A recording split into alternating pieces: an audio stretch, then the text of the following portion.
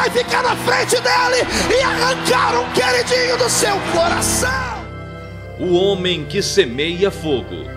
É assim que a multidão responde quando ouve falar deste jovem pregador.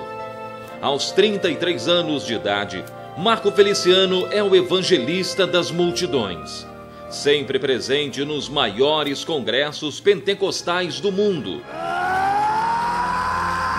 A voz rouca de apenas um homem que guarda no peito o chamado de fé e coragem. A determinação em atender o chamado para um ministério de semear fogo o transformaram neste grande avivalista. Uma história que começa antes do chamado de fogo, ainda muito antes das pregações, bem antes de uma igreja pentecostal. Uma história para Dona Lúcia, a mãe de Marco Feliciano, começar a contar.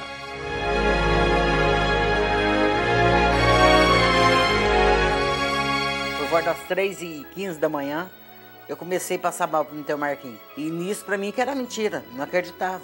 Mas eu morrendo de medo do meu pai, porque ele tinha acabado de... Fazia tempo que eu não via ele, né? Que tava para Ribeirão, se tratando, e ele procurou justo a minha casa. Mas eu achei que aquilo lá, no mesmo instante, era verdade, era mentira, não acreditava naquilo ali, filho. Não acreditava que aquilo lá era uma coisa, ia ser verdadeira, tudo muito bobo demais. Meu nome é Marco Antônio Feliciano, tenho 33 anos, nasci no dia 12 de outubro de 1972. Eu sei que eu nasci numa cidadezinha do interior, lá em Orlândia, e o meu povo tá aí pro meio espalhado. É uma cidadezinha pequenininha. Daí eu fui crescendo na Vila Tatu da minha cidade. E meu pai não sabia de nada que tinha acontecido. Meu avô era um homem bravo, bebia muito. Pra mim que era mentira, não acreditava que era verdade. Justo, que nem eu tô te falando, do meu pai chegar. O sofrimento da minha mãe, por ser uma mulher solteira, que se manteve fiel a um adultério, 30 anos. Filho de uma mãe que era solteira, para aquela época era uma coisa horrível. Hoje é a tal da gravidez independente, hoje é chique. Mas há 32 anos atrás, quando eu nasci, era vergonha, era um ato vergonhoso. Era uma coisa horrível, era uma blasfêmia. De frente à casa dele, ele me beijando e eu empurrando sozinho, pelo amor de Deus. Empurrando para lá e a mulher velha. Meu pai morava quase de frente. Teve o caso com a sua mãe e tal. Só que quando minha mãe mudou para aqui, eles já tinham casa há tempo. Já. Entendi. Aí imagina, minha mãe tem que trabalhar de frente à casa da mulher verdadeira do meu pai. Só humilhação. Ai. Mas o que era? Ele de fogo gostava, né? De fazer graça, né? Fazendo graça. Cresceu ouvindo as pessoas te chamarem de filho de mãe solteira. Pode ser. Os outros discriminou eu por uma causa, por ele ser casado. Entende? Mas toda a vida, filho, eu trabalhei. Eu tava 17 para 18 anos. Como casado, você com filho, você queria as irmãs mesmo, meu filho, não queria nem me ver. Como é que você vai fazer agora? Não tinha casa para me ficar, não tinha nada, morar no emprego. Nem cama, filho, não tinha, dormia no chão. Era um colchãozinho no chão, porque eu morava no emprego, né? Aí quando pensa que não, que eu saí do hospital, aí não sabia se o pai dele, se ele ia me dar alguma coisa, se ia fazer alguma coisa pra mim, entende? Nadinha, nadinha, nadinha que você pensar. Eu tenho recordações da minha infância de quando eu tinha 3 anos de idade. Depois aí que ele cresceu um pouquinho, aí pus ele na creche. Eu lembro eu chegando na creche Getúlio Lima, onde eu fiquei. Olá pessoal, aqui quem fala é a cantora Amanda Ferrari, na creche onde o pastor Marco Feliciano foi criado pelas professoras, por toda a diretoria dessa creche maravilhosa. O Marco cresceu aqui, o pastor Marco cresceu aqui, né, nessa creche, e ele sempre teve a vontade, né, de ajudar as crianças. Falou, não, eu ainda vou voltar lá e eu quero ver nesse pessoal e ajudar todos aqueles que precisam. Eu tenho lembrança da minha memória, a minha mãe descendo comigo, saindo lá da Vila Tatu, onde a gente morava, que hoje chama Jardim Boa Vista, a gente indo para o ponto de ônibus pegar o circular para vir para a creche. Dava uns 3 quilômetros. E muitas vezes a minha mãe não tinha dinheiro do ônibus. Tinha tempo que eu subia com ele para ir para a creche, tinha que apoiar nas costas, porque é pesado, ele é pesado, bem gordinho, sabe? Outro dia apoiava aqui assim, lá vai eu, minha filha, eu e Deus, e vamos chegar lá. 3, 4 quilômetros para me deixar na creche. De manhã com fome, né? E depois a gente dava o leite, cafezinho, pãozinho, mamadeira. Tinha dia que tinha o leite, não tinha um açúcar para me pôr para ele, para me adoçar para ele, adoçar o leite dele. Tinha dia que eu tinha feijão, outro dia não tinha arroz. Eu cresci aqui nesse pedaço. Aqui era era de terra ainda. Aqui era a famosa Vila Tatu. Pegava um pedaço de madeira, de tábua, e colocávamos aquelas roldanas, que chama. A gente colocava, fazia as rodinhas, e na frente do carrinho de rolimã, onde iam as rodas na frente, a gente pregava uma haste com um prego, e a gente controlava os pés, era a direção do carrinho. A gente desembestava nessa descida aqui, só Deus para achar a gente depois da para baixo. 0 aos 7 anos eu cresci dentro dessa casa aqui. Eu lembro desse tanque, que eu tomava banho dentro desse tanque aqui. Ele continua com o mesmo formato, é um tanque rústico, era normal isso aqui no interior. Era desse jeito que eu lembro de tudo isso aqui. Ó. Eu lembro que aqui dentro desse banheiro eu tomava banho de bacia. Minha mãe na época, ela teve que pedir esmola na rua para poder sobreviver, pedir comida. Foi aí que ela encontrou meu pai. Nessa época ela já era garotinha, tinha 14 para 15 anos de idade. E ela conseguiu um trabalho. Com o primeiro trabalho que ela conseguiu, ela alugou uma casa. Quando ela alugou essa casa, ela foi buscando todas as irmãs e os irmãos para morarem aqui. Anos mais tarde, Deus abençoou a gente aqui. Minha mãe comprou uma TV branca e preta, que ficava aqui nesse canto. E aqui a gente esparramava. A gente dormia aqui, como eu disse, em 12 pessoas. Éramos em 2 ou 3 crianças, o restante de adultos. Mas gente que vinha de fora, que passava por aqui. A gente era pobre, mas era muito unido. Com 7 anos de idade, acordar no escuro gritando: mãe, mãe, eu perdi minha perna, mãe. E a sua mãe falou: você tá maluco, moleque? Eu falei: não, mãe, eu tô coçando a perna e não sinto. Uma tia grita: você tá coçando a minha perna, rapaz. É um monte de gente dormindo, é um emaranhado de gente. Uma pobreza tão miserável que panela e pinico era tudo a mesma coisa. Só Jesus para ter misericórdia. A gente esfregava esse chão aqui. E a minha mãe encerava com cera parquetina. 26 anos atrás foi que eu saí dessa casa. Meu mundo era encantado. Era encantado. Eu brincava com um cachorro como se fosse um pônei. Eu subia numa árvore e transformava ela num avião, como se estivesse num avião. Eu brincava de bolinha de gude, brincava de carrinho de rolimã. Não sabia eu que Deus depois ia me levar para o mundo de verdade. Eu não tenho hoje nenhum tipo de tristeza, nem de preconceito, de mostrar um lugar que eu morei. Isso aqui é um orgulho para mim. Mas é forte. Estar aqui dentro é reviver emoções, é reviver lembranças. É lembrar do meu avô que ainda era vivo, que foi a figura paterna que teve do meu lado. É lembrar da minha mãe, com seus cabelos pretos ainda, chegando do trabalho, cansada. Cresci num lar onde meu avô bebia muito. Minha família fumava muito. Minha mãe chegava a fumar 3 maços de cigarro por dia nessa época. Então imagine 12 pessoas aqui dentro, fumando e bebendo. Foi essa infância que eu tive. Tinha amor aqui dentro, respeito. Eu lembro da minha mãe de manhãzinha, debaixo de chuva, me acordando aqui nessa cama. Eu acho que eu dormia com ela aqui. Era eu, ela e mais 1 ou 2 tias. Ela me acordava.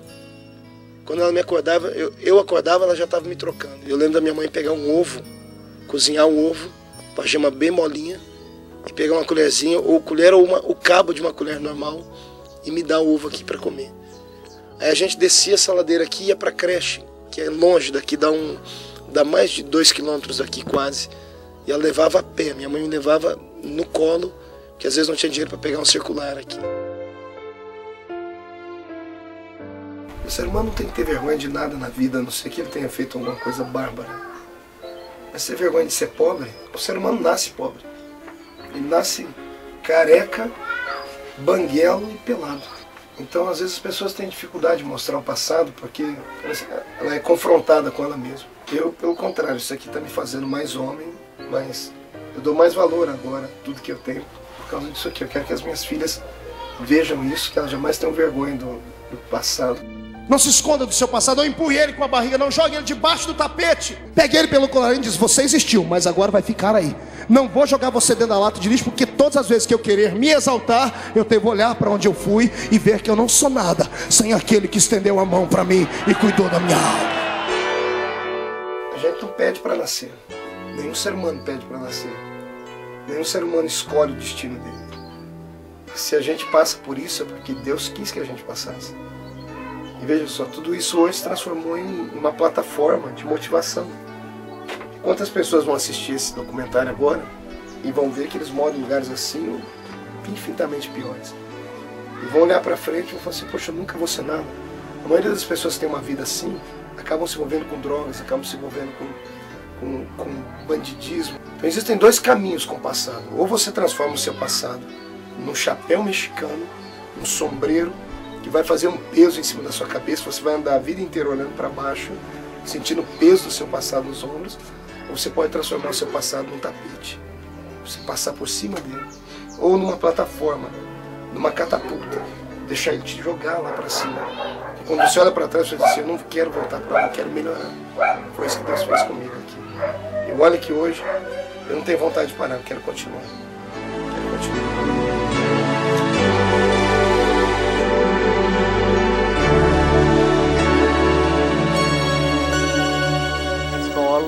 Sempre inteligente, não repeti um ano. 7 anos eu fui para a escola, mas antes de ir para a escola eu ganhei meu primeiro presente. Aí meu pai falou, isso aqui é o seu presente, com isso aqui você vai virar um homem. Essa praça, ela tem muita história da minha vida. Foi aqui que meu pai, Sozico, famoso taxista da cidade, ficava trabalhando e era aqui que às vezes eu me encontrava com ele quando chegava da Guarda-Mirim ou com a minha bicicleta, enfim. Esse aqui é o centro da cidade de Orlândia. Eu tenho muitas histórias nessa praça. Foi aqui que, há muito tempo atrás, eu exerci uma das minhas primeiras profissões, vamos falar assim. Seria a minha voz embarga, quando eu lembro disso.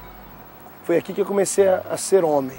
Homem no sentido, não de ser macho, mas de ser uma pessoa que aprendeu a ser profissional, a ter um trabalho. Eu vou mostrar para vocês agora o que é que eu fazia. Antes de ser guarda-mirim, antes de ter a minha bicicleta, foi um dos primeiros presentes que meu pai me deu.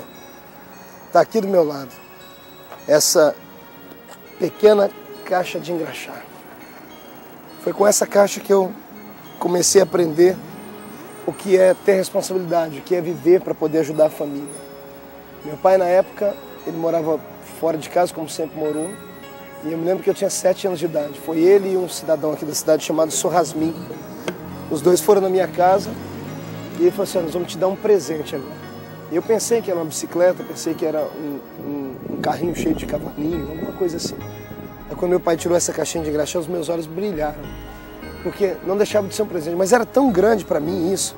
Quando eu caí no meu ombro, eu falei, eu não vou aguentar carregar. Porque eu era muito pequeno. Mas depois que eu comecei a desenvolver o trabalho, eu sempre tive orgulho disso. Ganhei um presente, uma caixinha de engraxar sapato. É o meu troféu. Tenho ela no meu escritório até hoje lá. Uma caixinha de engraxar sapato. Ela era tão grande e pesada quando eu era garoto e hoje ela mal cabe no meu ombro. E quando eu olho para aquela caixinha de engraxar, eu tenho boas memórias, boas lembranças e algumas tristes. Eu me lembro que caminhava pela cidade todo final de semana. Eu vinha para essa praça, inclusive, e meu pai nunca me recriminou aqui.